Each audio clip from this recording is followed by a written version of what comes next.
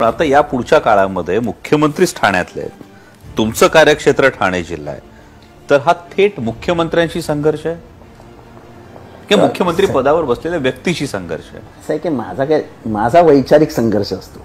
माझं वैयक्तिक काय घेणं देणं मुख्यमंत्र्याची.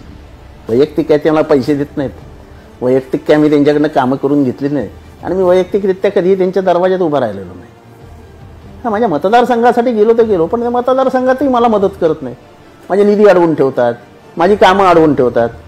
जे अधिकारी चांगले मी आणलेले होते, जे चांगली कामं करायची, त्यांच्या मुद्दामून उचलून बदल्या करून टाकल्या आहेत. म्हणजे जितेंद्र आव्हाडांसमोर अडचणी कशा तयार होतील हे मुख्यमंत्री अगदी आनंदाने ते सगळं कामं करत असतात. त्याच्याने मला काही फरकही पडत नाही. पण मग हे जे मुख्यमंत्री तुम्हाला अडचणी तयार होण्याचं जे काम करतात असं जे तुमचं म्हणणं आहे, हे राष्ट्रवादी काँग्रेसमध्ये फूट पडण्याच्या आधीपासून होत होतं की राष्ट्रवादी काँग्रेसमध्ये फूट पडल्यानंतर यात भर पडली? नाही नाही नाही, हे पहिल्यापासून होतं. आता राष्ट्रवादी काँग्रेसमध्ये फूट पडल्यानंतर अजून एक गट तयार झाला त्रास द्यायला.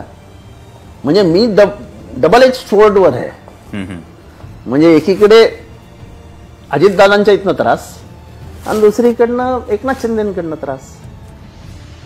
म्हणजे खरं तर राष्ट्रवादीमध्ये सर्वात वाईट अवस्था माझी आहे, कारण का ही जिल्ह्यातला आहे आणि दुसऱ्यांना वाटतं की हाच जास्ती पुढे पुढे करत असतो पवार साहेबांच्या. पण मग हेच जर तुम्ही अजितदादांबरोबर गेला असता तर हा त्रास वाचला असता असं कोणी सल्ला दिला नाही का? की 10x10च्या रूम मध्ये राहणारा ज्याचा आजोबा हमाल होता, ज्याची आर्थिक परिस्थिती नव्हती, वैचारिकता आहेच, पण त्या पोराला हाताने धरून म्हणजे बोटाला धरून चालायला शिकवली ज्या माणसाने, त्या माणसाची प्रतारणा करणं हे मी म्हणजे मला सहनच होत नाही.